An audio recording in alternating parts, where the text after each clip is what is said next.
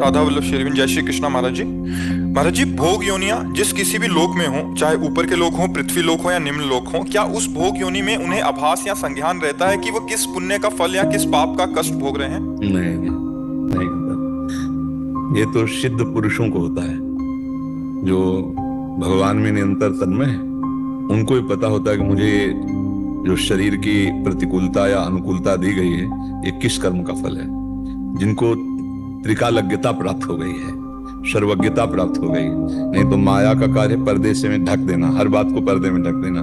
जैसे इसी जन्म का आप देखो, माँ के गर्भ में 9 महीना अपने लोग रहे और अब कुछ भी याद नहीं है। मतलब 100 में 1% भी याद नहीं है।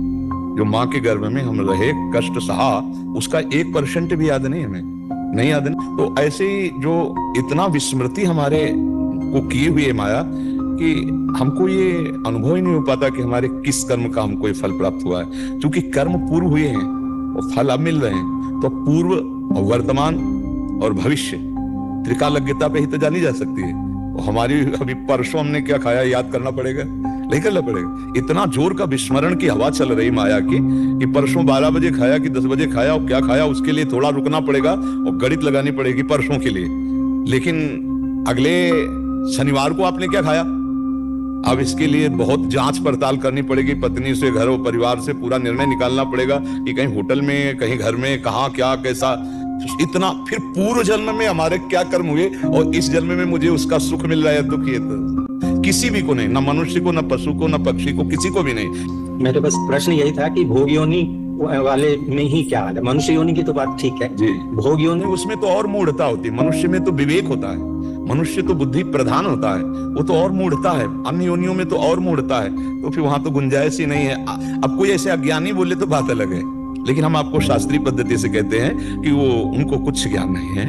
मनुष्य सबसे श्रेष्ठ योनि है, क्योंकि इसमें थोड़ा ज्ञान का विकास है और वो चाहे तो पूर्ण ज्ञान प्राप्त कर सकता है। थोड़ा ज्ञान है कि मरना है, लेकिन ये ज्ञान काम नहीं कर रहा कि हम अमरत्व कैसे प्राप्त कर लें, हम अविनाशी स्वरूप में कैसे स्थित हो जाए। जब मरना है तो मैं इन नीच भोगों में समय क्यों नष्ट करूं। तो वो चाहे तो सच्चा ज्ञान प्राप्त कर सकता है। केवल श्रेष्ठ योनि मनुष्य है, जब उसमें इतनी मूढ़ता छाई हुई है कि हम 2, 4, 10 दिन पहले की घटना को याद करने के लिए विवश हो जाएंगे और हमें बहुत उसमें डूबना पड़ेगा। तो हम फिर पूर्व के अपने कर्मों का फल जो अब मिल रहा है उसको हम नहीं जान सकते। तो अन्य योनियों की तो बात ही नहीं, अन्य योनियों का तो कोई सवाल ही नहीं कि वो जान जाए। जैसे भीष्म जी कह रहे हैं कि ये जो मैं बाण सैया पे पड़ा हूं, मैं लगभग 100 जन्म देख रहा हूं प्रभु, कोई ऐसा पाप हमसे नहीं हुआ।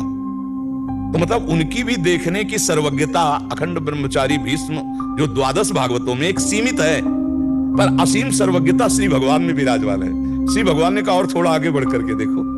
तब भगवान ने आगे की बात बताई कि आप एक नृप राजा थे और आपने एक सर्प को उठाकर कांटे वाले वृक्ष पे से डाल दिया और कई दिन तक तड़प कर वो कांटों में मरा। भाई, सर्प का अपना स्वभाव है, बिच्छू का अपना स्वभाव है, मच्छर का अपना स्वभाव, सब जीवों का स्वभाव भगवान ने रचा है। तो ऐसा थोड़ी कि सृष्टि में तुम ही रह सकते हो और जीव कोई रह नहीं सकता। तो ऐसा वो जो दंड दिया उस सांप को, कई दिनों में मरा, उसी का परिणाम तुम बाणों की सैया में 6 महीना से पड़े हो। तो भीष्म जी की भी सर्वज्ञता एक सीमित थी, जबकि ये वसु अवतार है और बड़े बड़े देवताओं से सब शिक्षा दीक्षा प्राप्त है। भीष्म जी बड़े बड़े महिमाशालियों से दीक्षा शिक्षा प्राप्त है, सब शिक्षाएं प्राप्त है। तो ऐसे महापुरुष भी 100 जन्म को केवल देख पा रहे। तो हम लोगों की तो बुद्धि इतनी मंद है कि 100 दिन पीछे नहीं देख सकते, कि 100 दिन पीछे आपने क्या खाया क्या पिया वो नहीं समझ सकते। तो जब हमारी बुद्धि मनुष्य श्रेष्ठ है सबसे, और उसकी बुद्धि जब निर्णय नहीं कर सकती, तो पशु पक्षियों की तो बात ही नहीं।